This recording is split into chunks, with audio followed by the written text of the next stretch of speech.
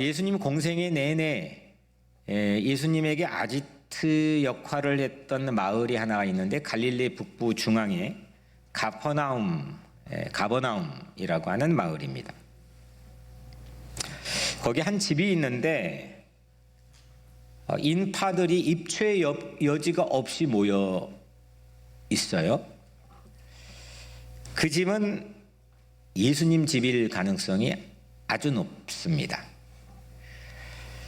문 앞에까지, 오늘 본문에 묘사된 내용을 보면 문 앞에까지 사람들이 얼마나 많았던지 사람들이 드나들 수가 없었다라고 이야기합니다. 이때부터 벌어진 사건의 전개가 마치 어른 동화처럼 좀 느껴져요. 반전에 반전을 거듭하고 감동을 주죠. 근데 이 감동을 넘어서서 이 사건에 숨겨져 있는 비싼 보화들을 꺼내서 오늘부터 시작하는 투게더 모임에 함께 그 세 가지 보화들을 나누려고 합니다. 이 보화가 투게더 모임에게도 적용되지만 오늘 여러분들 각자의 삶 안에서도 보화가 되기를 기원합니다. 첫 번째는 투게더의 성패는 믿음입니다. 투게더가 되냐 마냐의 성패는 믿음이다. 오늘 이 집에 대해서 잠깐 언급을 했지만 집이 어떠했다고요?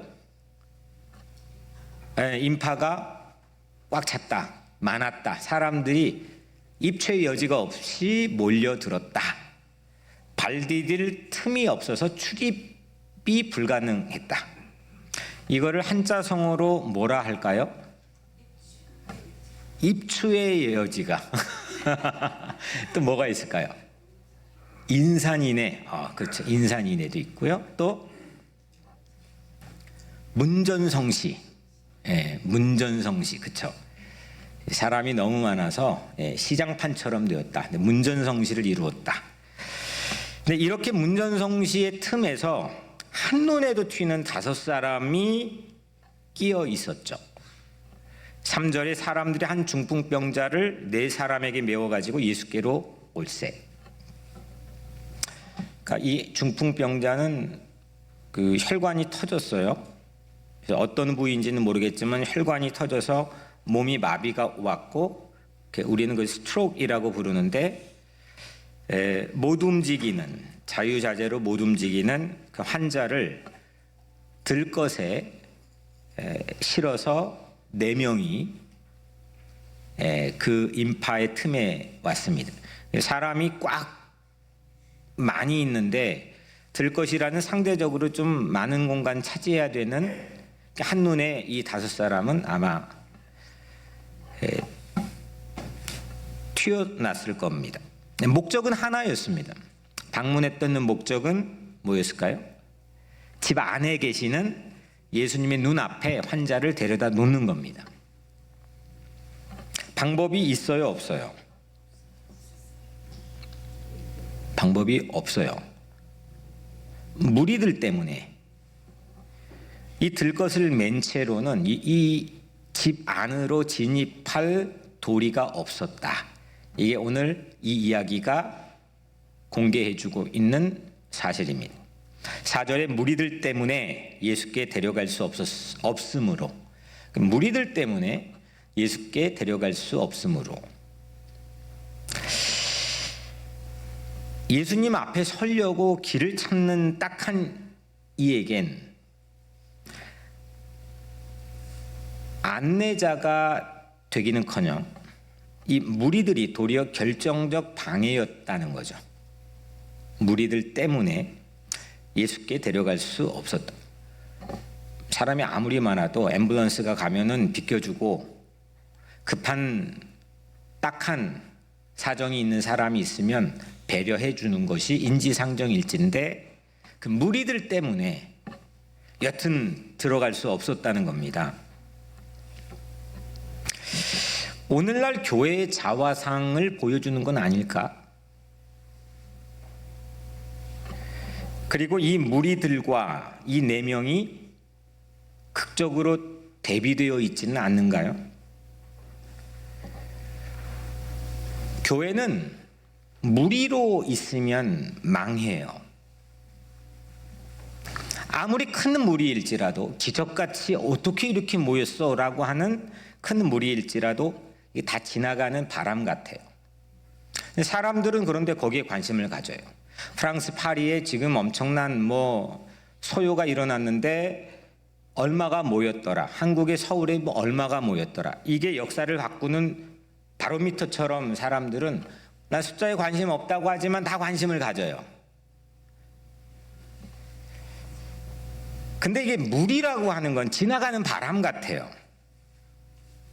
그런데 네 명은 일을 벌이지 않습니까? 교회의 관건은 제자에 있지 무리가 아니에요. 내가 무리가 되어서도 안 되고 또 무리가 보여지는 마치 요행을 기다려서도 안 돼요. 이 두세 사람 비전의 시작은 사실 작년 여름 제 휴가 때였어요. 제가 설교도 했지만 똥파리 얘기했죠. 그 똥파리가 자꾸 얼굴에 앉는 어느 여름날 제법 고상한 책 예수의 의미 Meaning of Jesus라는 서구 신학자가 쓴 그 책을 읽고 있을 때였습니다. 근데 그때 주신 생각이었어요. 결국 남는 건 뭘까? 남기는 건 뭘까? 남는 거에 주목하고 있는 건가? 예수님은 무엇을 남겼을까? 분주하게 살고 있고 또 많은 에너지를 소비하고 있고 돈을 벌고 있고 자녀들 양육하고 있고 할 일들이 태산 같은데 남기는 건 뭘까? 그래서 그날 아주 빼곡하게 메모한 게 필기했던 게 상당했습니다. 그때 주신 일종의 비전, 이게 오늘 그 두세 사람 비전의 시작이었습니다. 그리고 잊었습니다. 어쩌면 잊었다기보다는 의도적으로 밀어냈을 수도 있어요. 손대는 게 솔직히 좀 무서웠거든. 그로부터 3개월 지나는 작년에 가을 야외 예배 때 본래는 좋은 장소를 나가려고 그랬는데 비가 왔죠. 그래서 교회 실내인 여명을 해서 예배를 드렸는데 그때 코이노니아라는 설교를 했죠. 그때 성령께서 꺼져가는 불을 살려주셨습니다. 결국 올해 1월 1일 Pray Together라고 하는 비전을 선포했고 3개월이 지난 오늘 투게더 모임으로 혁신하는 첫 주일을 맞았습니다. 남기는 건 뭘까요? 남는 건 뭘까요? 31살 제가 자주 언급드렸던 저의 아버지와 같은 이중표 목사님, 고 이중표 목사님께서 마지막 3달을 서울 아산병원에 계시는데 지금 영국 공부하고 있는데 오라고 왔으면 좋겠다고 그래서 3개월을 목사님 병실에서 자고 먹고 또 목사님 대소변 받아내면서 있는데 무의식 상태로 넘어가는 고통이 극에 달하는 그 상황의 어느 날 제게 해주신 말이 잊혀지지가 않아요.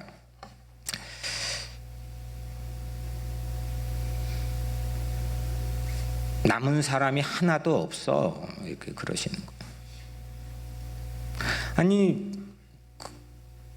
그 강남 한강변에 개발되기도 직전 놀이터에서 부부가 개척하며 시작했던 교회가 한국에 막강한 영향을 미치는 큰 교회로 성장했고, 메시지로 상당한 영향을 줬던 그 목사님께서 하신 말씀이 남은 사람이 하나도 없어. 그게 제게는 상당히 큰 충격을 줬어요. 삶 안에서 남긴다는 게 뭘까? 뭘 남겨야 되는 걸까? 남기는 일에 집중하고 있는 걸까? 혹시 남겼다고 환각에 빠져 있는 건 아닐까? 여러분들은 뭘 남기고 있습니까? 시간이 흘러 남기는 일에 집중했노라고 생각할 수 있는 일을 하고 있습니까?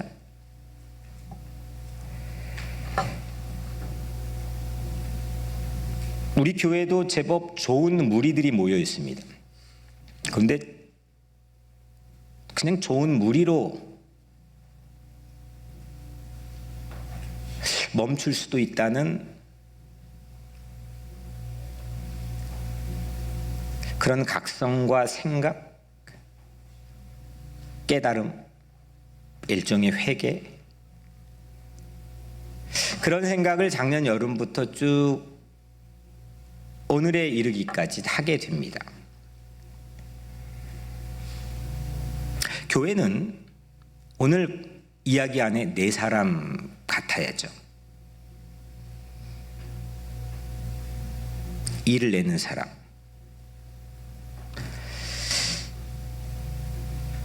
남기는 일을 하는 사람, 스스로 남을 수 있는 삶. 교회는 그런 네 사람 같아야 한다고 생각해요. 그들이 했던 행동은 딱 한 절에 세 가지 행동만 소개가 됩니다. 4절에 무리들 때문에 예수께 데려갈 수 없었으므로 그 계신 곳에 지붕을 뜯어 구멍을 내고 중풍병자가 누운 상을 달아 내리니, 세 가지죠. 지붕 뚫고 구멍 내고 침상 내렸어요. 지붕 뚫고 구멍 내는 게 혁신인 거죠. 혁신하지 않고선 남길 수 없는 것 같아요.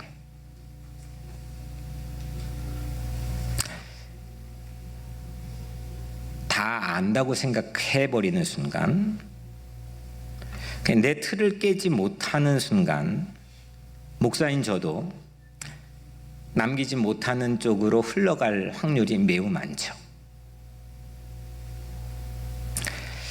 이 혁신은 본래 요즘 사회적으로는 많이 통용되는 용어지만 이거는 원래는 교회에서 시작된 라틴어입니다. 특히 중세교회를 탈피해서 종교개혁을 이루었고, 그래서 그 후손들이 우리 개신교인이라고 부르잖아요. 개신교인은 중국 음력인 거고 본래 개혁교회 성도인 거죠. 영어로 Reformed Church입니다. Reformed, 개혁이 계속 해야 되는. 거듭남이라는 거를 말로만 하고, 이거 우리도 똑같이 니고데모처럼 다시 태어난다고 하는 거를 실질적으로 내 마음에서 신뢰하고 믿지 않으면 이건 리폼 처치는 또 하나의 법과 제도에 갇혀버리는 거죠. 무리가 되는 거죠. 모이긴 모이고 일을 하는 것 같지만 좋은 무리에 머물 수밖에 없다는 거죠. 좋은 무리도 기준이 나이입니다. 우리도 우리 때문에 누군가는 출입에 어려움을 겪을 수가 있을 수 있는 거죠. 저도 예외가 아닌 거고요. 신앙은 혁신인 거고, 혁신하지 않으면 무리로 도태되는 거죠. 남기지 못하고 잊혀지고 흘러가는 바람 같은 거고, 한낱 물거품처럼 사라질 허망한 것에 불과한 거죠. 남기는 일을 해야 돼요. 그리고 점점 가지치기 하면서 그 남기는 일에 주목할 수 있는 눈이 떠져야죠. 지금까지 살아왔던 일에 대해서 남겼던 일에 대한 스스로의 확인이 중요한 게 아니고, 앞으로 우리가 살아나갈 삶에 대해서 예수님은 무엇을 남겼고 우리는 무엇을 남겨야 되는지에 대한 분명한 합의와 그 답을 안고 살아가는 게 중요하다고 생각합니다. 이 네 명이 보여준 세 가지 행동들은 4절에 딱 한 절뿐인데, 이것이 한 운명의 명운을 갈랐을 뿐만 아니라 그들은 남겼습니다. 이 세 가지 행동들을 할 수 있는가 없는가, 여기 교회 사활이 달려 있습니다. 이거 못하면 그냥 무리들입니다. 우리 교회 괜찮은 교회입니다. 저도 그런 자부심이 있습니다. 선한 일도 합니다. 그런데 좋은 무리에 그칠 수도 있는 위기의식을 우리 모두가 가져야 됩니다. 교회는 예수님께 데려갈 한 사람이 과연 있는가 없는가. 오늘 이 네 명처럼 예수님 앞에 데려갈 그 한 사람이 과연 그 리스트가 있는가 없는가. 교회는 예수님께 데려갈 길이 아무리 막혀도 그 길을 찾으려 하는가 마는가. 교회는 예수님께 데려가려고 지붕에도 올라갈 창의적인 사랑이 있는가 없는가. 교회는 예수님께 데려가기 위해 지붕도 뜯고 구멍도 내고 누운 상을 달아내릴 세 가지 행동들을 감행할 용기가 있는가 없는가. 여기 교회의 성패가 달려 있습니다. 네 명이 보여주는 이 세 가지 행동들을 예수님은 뭐라고 얘기했느냐, 뜻밖에도 그걸 믿음이라고 불렀죠.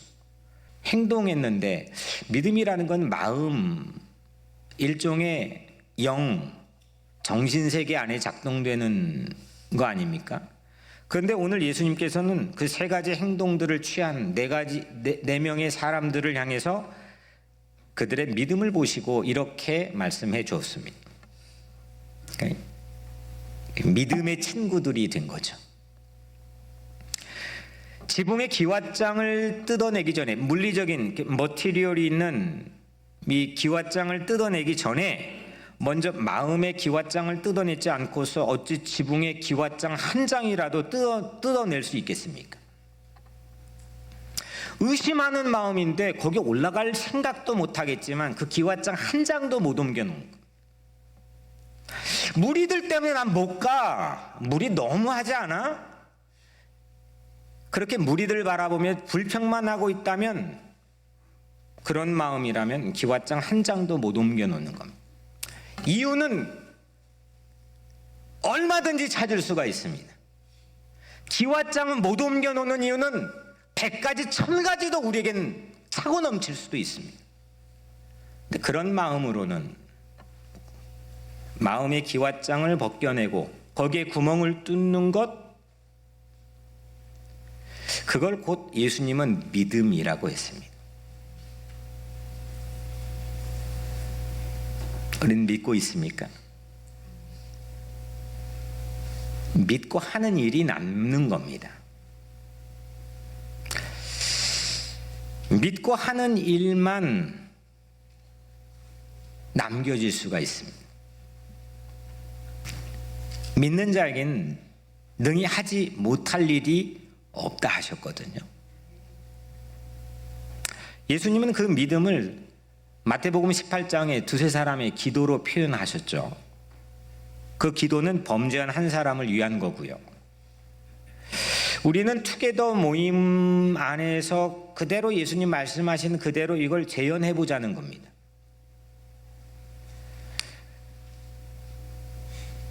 이 투게더 모임 리더도 그래서 가베, 그러니까 예수님의 가르침을 배우는 사람.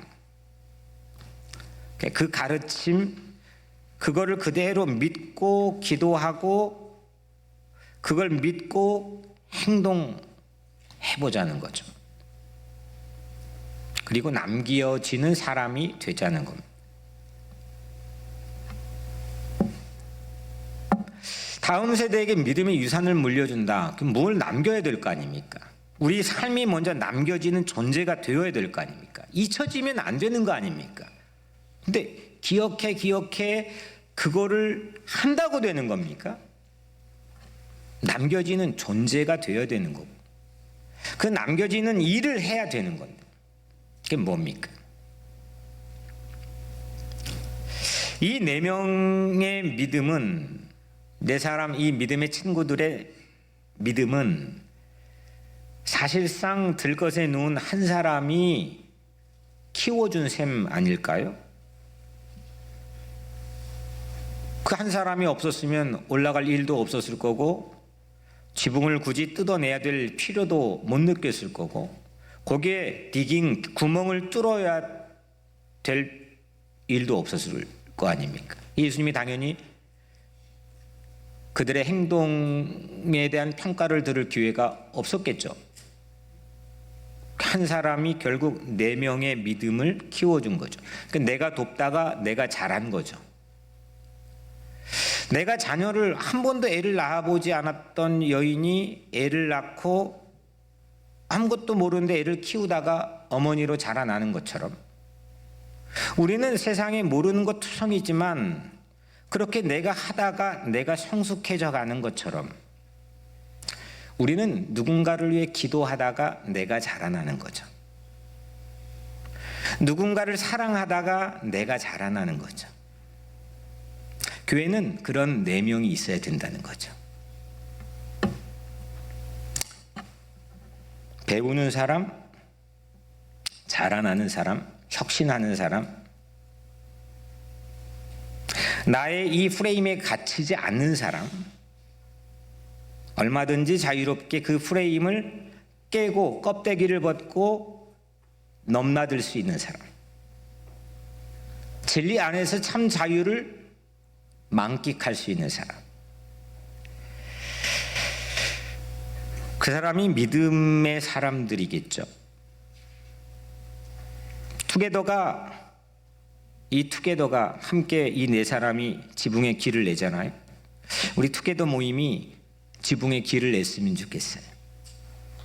누가 어떤 사람이 지붕에 길이 있을 거라고 생각했겠습니까? 아무도 생각 못했을 거예요.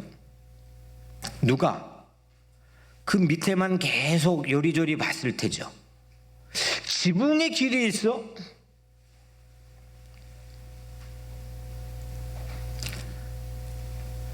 우리 투게더 모임에서 그 지붕의 길을 찾고 발견하고 올라가는 그런 은혜가 있기를 축원해요. 맨날 문제만 보고 있고 안 되는 이유들만 분석하고 있으면 안 되는 거죠. 우리 마음의 기왓장이 뜯어내지 않고서는, 믿지 않고서는 그거는 능히 하지 못할 일만 있는 거죠.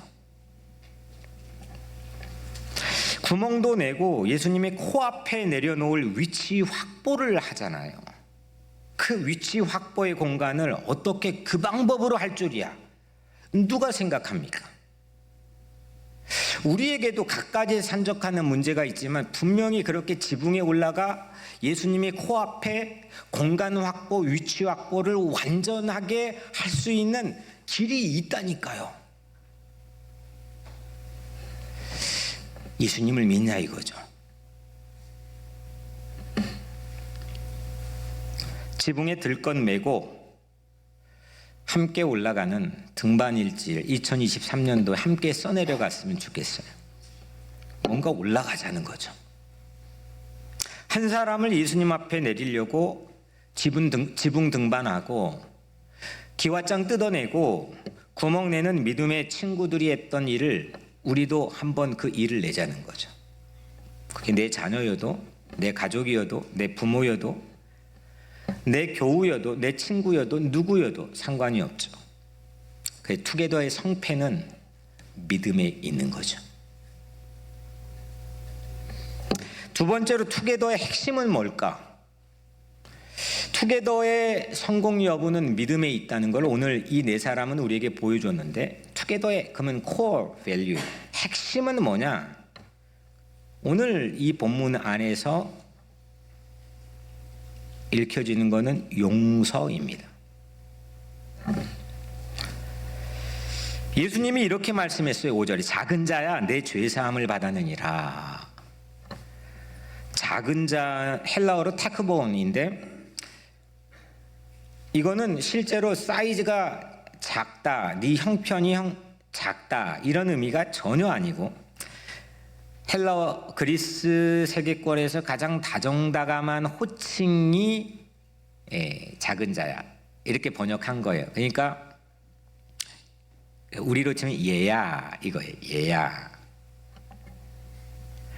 그러니까 이 중풍병자는 예수님의 이 불러준 호칭으로 하나님의 애가 된 거죠. 하나님의 아이가 된 거예요.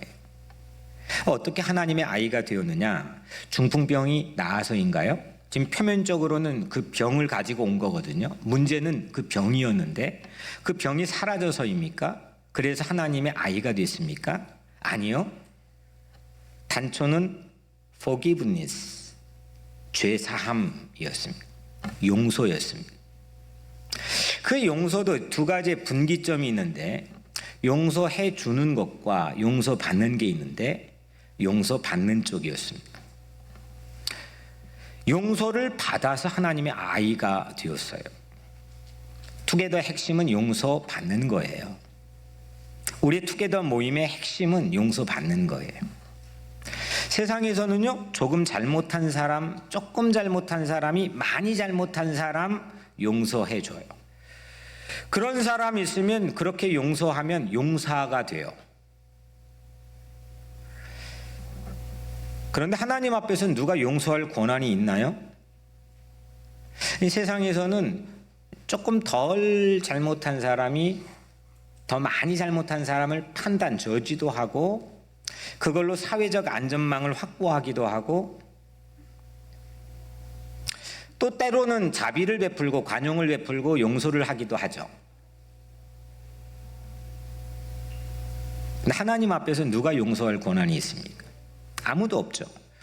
요셉이라고 하는 사람을 보면 자기를 인신매매해서 자기 인생을 기구하게 꼬여버리게 만든 자기의 형제들, 그 형제들을 용서하는 것처럼 보이는 건데, 용서하는 것처럼 그 보이는 감동적인 순간에 요셉 자신은 뭐라고 했느냐? 내가 하나님을 대신하리까? 이렇게 말했단 말이에요. 내가 어떻게, 지금 형제들은 자기를 이제 아버지가 사라지고 복수할 거라고, 이 요셉이 우리 복수할 거야 생각하고 있던 찰나에 요셉이 그렇게 말하는 거죠. 내가 용서해 준 그런 차원이 아니야. 내가 어떻게 하나님을 대신해요? 형,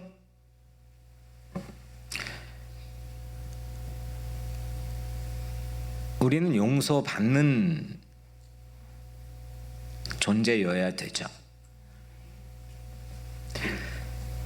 오늘 서기관들은 영어 성경에는 teachers of law, 율법학자들, 법학자들이에요.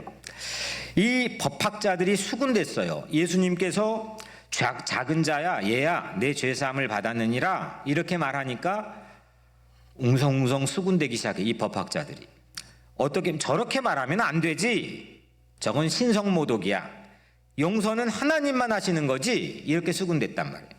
그런데 그들은 용서받지도 용서하지도 못했어요. 예수님의 답변입니다. 9절, 내 죄사함을 받았느니라 하는 말과 일어나 내 상을 가지고 걸어가라 하는 말 중에 어느 것이 쉽겠느냐. 상당히 좀 혼동되는 말씀이세요. 뭐가 더 쉬울까요? 내 죄사함을 받았느니라, 일어나 내 상을 걸어가라, 가지고 걸어가라, 어떤 게 더 쉽겠느냐. 이게 지금 법학자 입장에서는 당연히 걸어가라는 말을, 일어나 걸어가라 하는 말을 선호해요. 예수님이 이렇게 말해야지, 어떻게 죄 용서 그 하나님만 하시는 거잖아. 이렇게 말했는데 겉으로는 하나님만 용서할 수 있다고 했지만 나중에 하는 그들의 꼴을 보니까 자신의 직업 때문이었어요. 자신의 직업의 침해를 예수님이 했기 때문이죠. 하나님을 들먹이며 자신이 해줘야 될 죄에 대한 해결의 문제, 용서의 여부의 문제를 예수님이 한다고 하니까 예수님 보고 월권이라고 한 거죠. 자신의 밥줄을 침범하니까 예수님을 직권남용으로 모른 거죠. 이게 비단 이 사람들 뿐일까요? 눈 가리고 아웅하는 게 이 사람들의 모습만일까요? 우리들은 어떤가요? 세상은 어떤가요? 그런데 예수님은 십자가를 지심으로 용서하실 수 있는 유일한 사람이 되셨죠. 부활하심으로 용서할 수 있는 유일한 하나님으로 우리에게 증명하셨죠. 오늘 10절에서도 인자가 땅에서 죄를 사하는 권세가 있는 줄을 너희로 알게 하려 하노라. 이 사건을 이렇게 끌고 가는 전개 방식의 이유는 내가 죄를 용서하는 권세가 있는 줄을 너희로 알고 배우게 하려고 한다는 거죠. 투게더는 용서받는 모임이어야 해요. 용서를 받는 모임. 내가 하나님에게 내가 누구 이렇게 있는데 그걸 용서해 주냐 마냐 그 차원이 그건 세상에서 하는 차원이고, 용서를 받느냐 안 받느냐 못 받느냐, 내가 사느냐 마느냐, 자유를 얻느냐 못 얻느냐, 구원을 받느냐 못 얻느냐. 투게더 모임에서 용서를 받는 일이 연이어 일어날 줄로 믿어요. 그리고 축복해요. 자유를 얻는 거죠. 이 무리들과 이 4명의 친구들을 비교해서 우리가 설 자리가 4명의 믿음의 자리라고 결정되었다면 이 법학자들과 용서받은 이 환자 한 사람과 비교를 해서 우리의 설 자리도 명확해지지 않나요? 용서를 받아야 되는 사람이지 않나요? 용서로 나에게 실익이 있느냐 없느냐, 내가 용서를 오히려 해주냐 마느냐, 내 밥줄에 영향이 있느냐 없느냐, 그 얄팍한 생각으로 신앙을 갖는 게 아니고 내가 하나님과의 관계에서 그리고 이 땅에 있는 모든 사람과의 관계에서 내 용서를 받느냐 못 받느냐, 그거는 가장 예수님처럼 겸손해져 버리는 십자가의 자리에 설 때 가능한 거죠. 그게 신앙 아닐까요? 그걸 오늘 예수님께서 우리에게 보여준 거 아닐까요? 두세 사람 기도 모임의 핵심이 두세 사람 바깥에 있는 범죄한 한 사람이 용서를 받고 회복하는 것이라고 했다면, 지붕 뜯는 믿음의 친구가 일으킨 사건의 핵심도 결국 용서받는 한 사람이 있는 것 아니겠습니까? 그래서 용서받는 한 사람, 그것이 투게더 모임의 핵심인 거죠. 마지막 세 번째로, 첫 번째는 투게더의 사활, 성패는 믿음이다. 두 번째, 투게더의 핵심은 용서다. 결국 복음이다는 거죠. 마지막 세 번째 투게더의 골은 뭐냐, 목표는 뭐냐? 영광입니다. 중풍병자가 어떻게 됐습니까? 결국 예수님께서 일어나 네 상을 가지고 걸어가라, 이렇게 집으로 가라 이렇게 말하니까 중풍병자가 어떻게 됐죠? 일어났어요. 일어났고 자기가 누워서 끌려왔던 들것 손에 들고 가지고 오늘 말씀 모두가 보는 앞에서 걸어서 나갔어요. 바로 조금 전까지도 이 들것은 그가 중환자임을 애써 입증하는 물증이었죠. 근데 이제 이 동일한 들것은 그의 건강을 뒷받침해주는 가장 강력한 증거품이 되고 있어요. 이런 게 신앙인 거죠. 이게 멋있는 거죠. 동일한 물질이 이렇게 바뀌어지는 게 혁신인 거죠. 이런 사건이 우리 가정에서도, 우리의 삶에서도, 내 마음에서도, 교회에서도 일어나자는 거죠.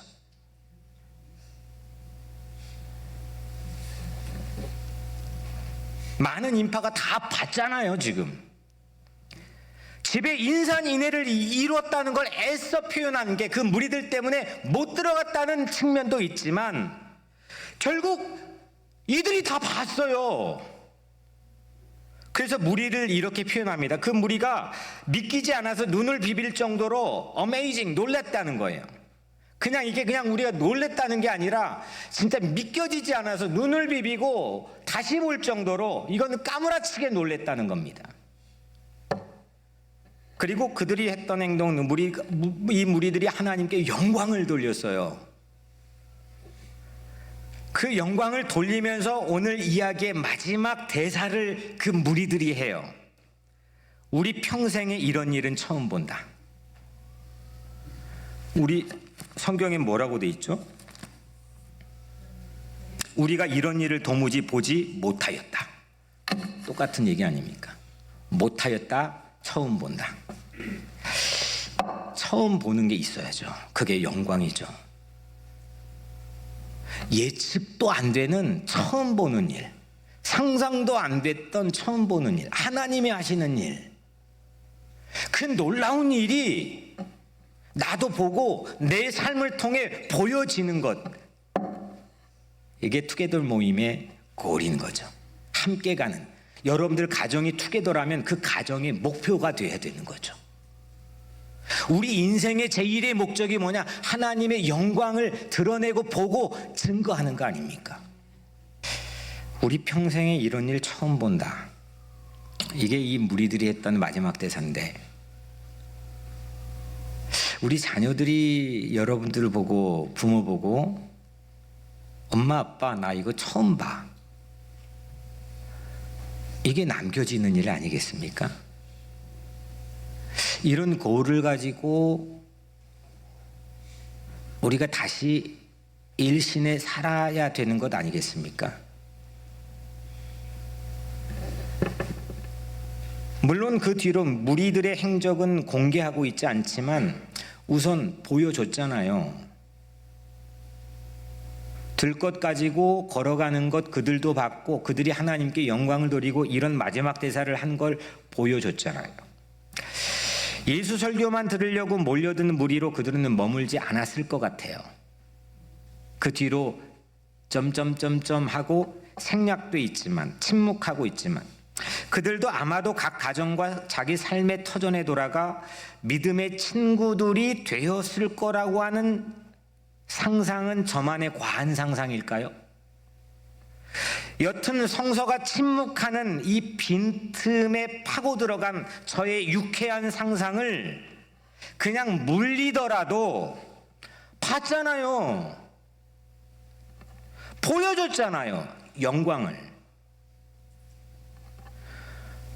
허접한 걸 보여주고 사라질 걸 보여주고 잡아봤자 지나가는 바람 같은 거를 보여주려고 애쓰는 게 아니라 남기는 영광을 보여주자는 거죠.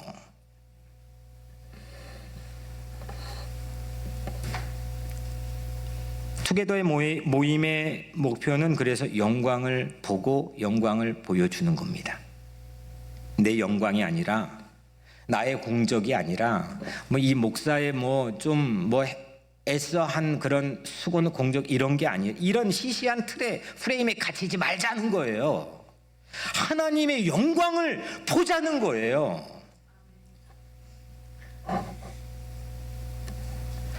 뉴욕 우리 교회 34개의 투게더 모임이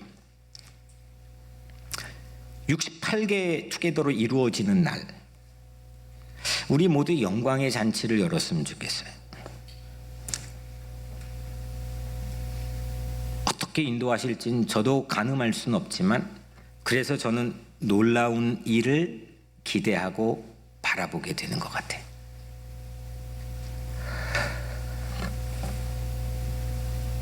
4명의 친구들이 한 사람을 예수님께 데려오는 믿음을 보여주었고, 그 한 사람은 예수님께 용서받는 모습을 보여줬고, 그들의 모습을 지켜봤던 무리는 영광을 보게 되었죠.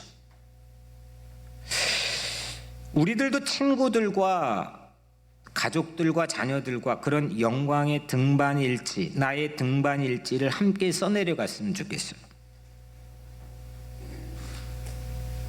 그래서 오늘부터 시작된 투게더 모임이 모일 때마다 빈 의자를 하나씩 각 그룹마다 놓도록 부탁을 드렸어요. 그 의자에는 마태복음 18장 20절에 약속된 것처럼 약속대로 예수님이 함께하는 상징적인 빈 의자예요.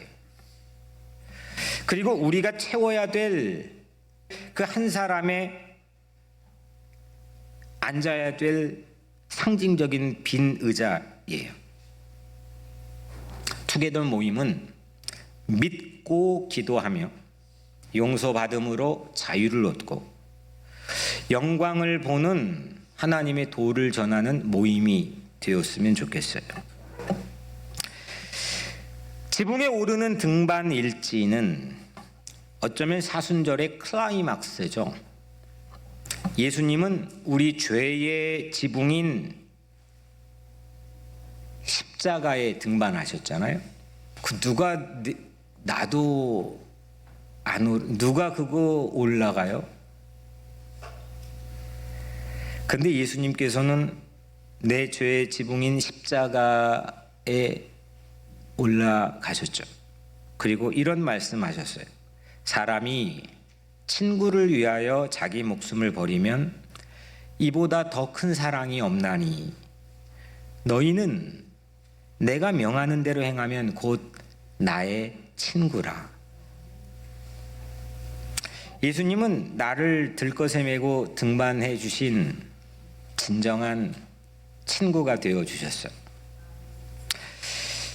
예수님이 우리의 친구가 되어 주셨다면 이제 우리도 누군가에게 믿음의 친구들이 되어야 하지 않겠어요?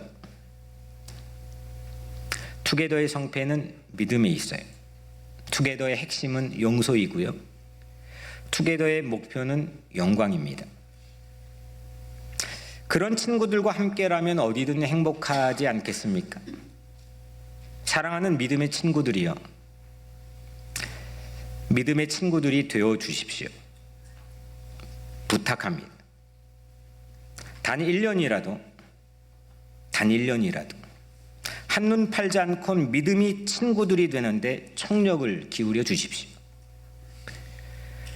투게더 등반일지를 써가는 잊지 못할 2023년, 새롭게 남겨지는 시스템으로 우리의 삶이 변화되는 2023년으로 하나님께 등반일지를 채워주실 줄로 믿습니다.